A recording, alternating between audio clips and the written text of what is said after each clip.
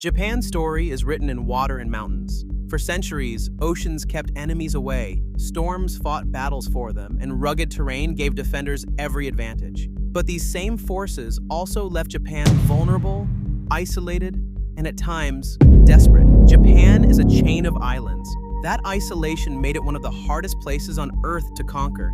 Armies couldn't just march across a border. They needed fleets, supplies, and luck.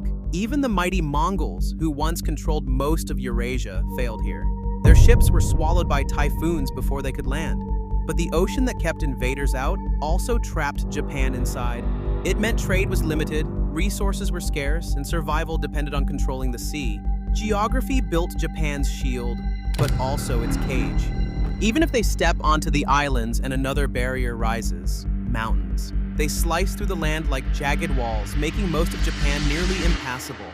Invading soldiers would have been forced into narrow plains, perfect ambush spots for defenders. But mountains come with a cost. Only a small fraction of the land is good for farming. Japan has always struggled to feed itself, relying on imports to survive. In war, that dependence is dangerous. Enemies don't need to invade. They just need to cut off supplies. All these strengths and weaknesses came together in World War II. American commanders feared invading the Japanese home islands because every mile of coastline, every mountain valley, would have been a battlefield. Japan's geography made defense terrifyingly effective, but isolation was Japan's undoing. Surrounded by seas and short on oil, it couldn't sustain a modern war.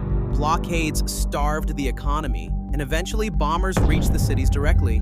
Japan was never truly invaded, but geography couldn't save it from collapse either. In modern times, Japan's geography still protects it.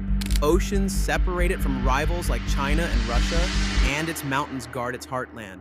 With allies like the US, an invasion seems unthinkable, but the same vulnerabilities remain. Japan still relies heavily on imported food, fuel, and raw materials. Its shield is strong, but it's also fragile. So is Japan impossible to invade? Geography gave it some of the best defenses in history, but it also made Japan dependent and exposed in ways few people realize. In the end, its safety has always depended on more than land or sea. It's depended on how Japan plays the balance between the two. If you found this breakdown interesting, make sure to like, subscribe, and tell me which country's geography I should cover next.